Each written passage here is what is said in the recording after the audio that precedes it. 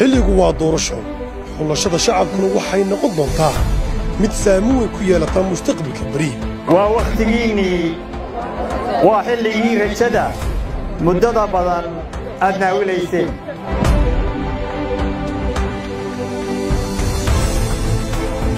muwaadin u meelday mustaqbalkaaga ubadkaaga iyo dalkaaga hooyo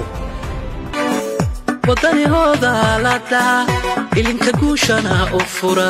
wadani doorashada u hura wadani no hogaamita wadani ambalyada u tira waxaynu gaadhnay waqtigii rabitaankiinu rumoobi lahaa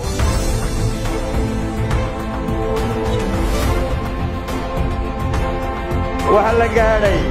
waqtigii aynu dalka ka samatal bixin lahayn dhibaato kasta iyo goodoon kasta waxaa la gaadhay xilligii laydiin adeegi lahaa shacabka loo danayn lahaa dawladnimo aad ku noolaan lahaydeen waxaa shacabka dawladdu xaq ugu leeyihiin inay helaan daawooyin aan dhicin oo tayaysan iyo cunto la hubiyey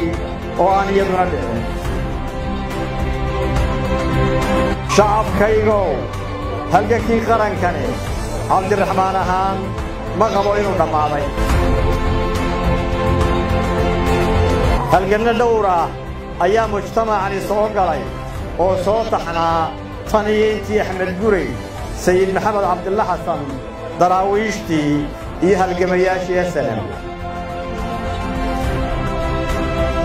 halganka maanta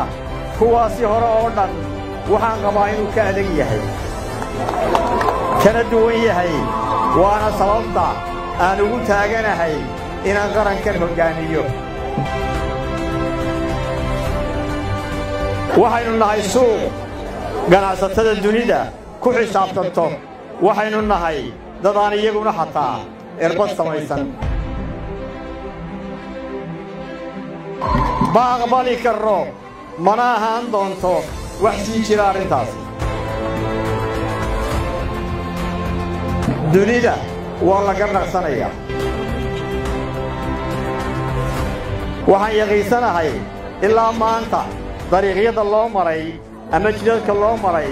aqoonsiga dalka inaanu noqonin mid midhadhala ballan ayaan u qaadayaa shacbiga sida barnaamijka xisbiga ku cad inaan qarankani aqoonsi la'aan sii ahaan doonin